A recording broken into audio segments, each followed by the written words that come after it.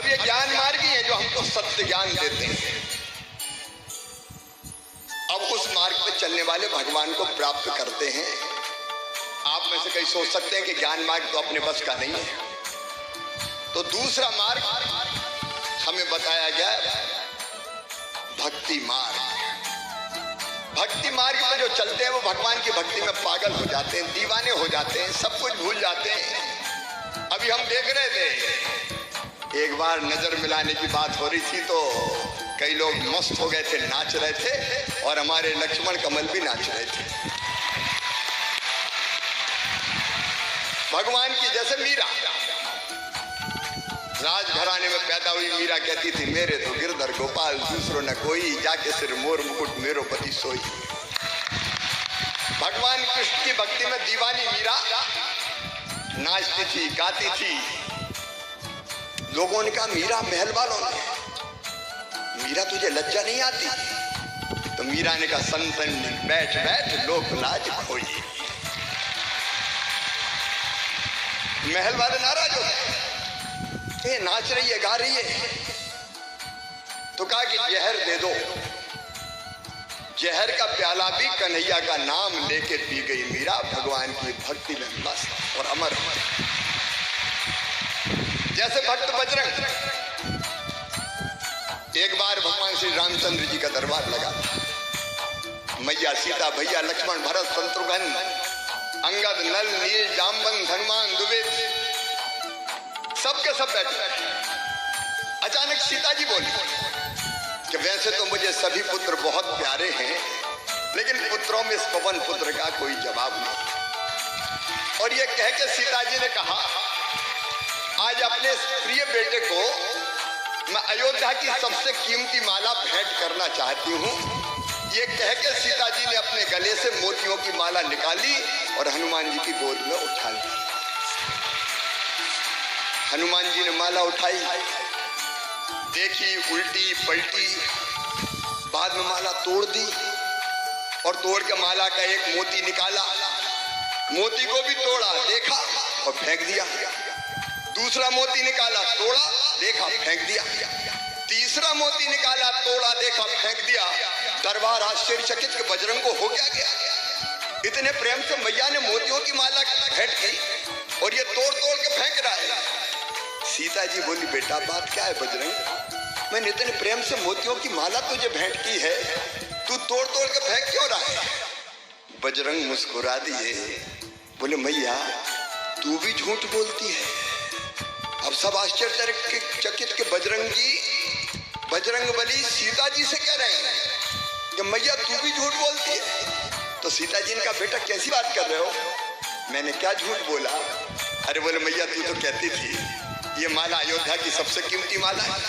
बोले हाँ बेटा मैं अब भी कह रही है ये माला अयोध्या की सबसे कीमती माला है। बजरंग फिर मुस्कुराए, अरे मैया अब भी झूठ बोल रही है, मेरे लिए तो कीमती वो है जिसमें मेरे भगवान श्री राम निवास करते हो, जिसमें मेरी मैया सीता रहती हो। और इन मोतियों को तोड़ तोड़ के देख रहा हूं, ना तो भगवान राम दिखाई दे रहे हैं ना मैया सीता तू दिखाई दे रही है, तो मेरे लिए काय की कीमती है। अब त्रेता युग में भी कुछ जलने वाले लोग होते थे। एक उठ के खड़े हो गया कि बजरंग तुम उसी चीज से प्यार करते हो जिसमें भगवान राम और सीता हो। बोले हाँ। बोले अपने शरीर से प्यार करते हो कि नहीं? बोले सब करते हैं, मैं भी करता हूँ। तो बोले बताओ तुम्हारे शरीर में भगवान राम और सीता कहाँ हैं? तो कहते हैं बजरंग ने भरे दरबार में सीना चीर दिया और सारे दरबार ने देखा भगवान राम और मैया सीता हनुमान के हृदय में विराजमान। ये है भक्ति मार्ग। जो भक्ति मार्ग पर चलते हैं वो परम पिता परमात्मा को प्राप्त करते हैं। अब आप कहोगे कभी कभी कथा सुनने तो आ सकते हैं, लेकिन रोज तो भक्ति मार्ग ही नहीं हो सकते, बाल बच्चों वाले हैं। तो तीसरा रास्ता बताया कर्म मार्ग। जो काम भगवान ने आपकी तरफ तय कर दिया वो मेहनत और ईमानदारी से करते चलो। अगर किसान है अकेले का पेट नहीं भरता, अन्न के भंडार भर के सारे हिंदुस्तान को, और अब तो गर्व है कि सारी दुनिया को खिलाता है हमारा किसान। अगर डॉक्टर इलाज के अभाव में किसी को मरने ना दे, उसका इलाज कर दे, तो भगवान की पूजा करे ना करे, परमपिता परमात्मा के दर्शन हो जाएंगे। अगर शिक्षक है, स्कूल में ढंग से पढ़ा ले और बच्चों को ठीक शिक्षा दे दे, भगवान की पूजा ना करे, साक्षात भगवान की प्राप्ति हो जाएगी। कोई भी अलग अलग काम करने वाला मेहनत ईमानदारी से काम करे, नेता है, कर्मचारी है तो ईमानदारी से अपना काम पूरा करे, नेता है तो हवाला घोटाला बेईमानी ना करे, जनता की सेवा में अपने आप को झोंक दे, भगवान की पूजा करे ना करे, भगवान प्राप्त हो जाए। जो काम भगवान ने अपनी तरफ तय कर दिया वो मेहनत और ईमानदारी से करो, बिना परिणाम की चिंता किए करते चलो, परमपिता परमात्मा के दर्शन हो जाएंगे। ये कर्म मार्ग है और इस पर चलने का हम सब प्रयास करें। मैं भी करता हूँ, हम भी करते हैं, आप भी करें, जीवन धन्य हो जाएगा। ये दुनिया परमानेंट घर नहीं है, अपना परमानेंट घर नहीं है। यक्ष ने युधिष्ठिर से पूछा कि बताओ दुनिया में सबसे बड़ा आश्चर्य क्या है?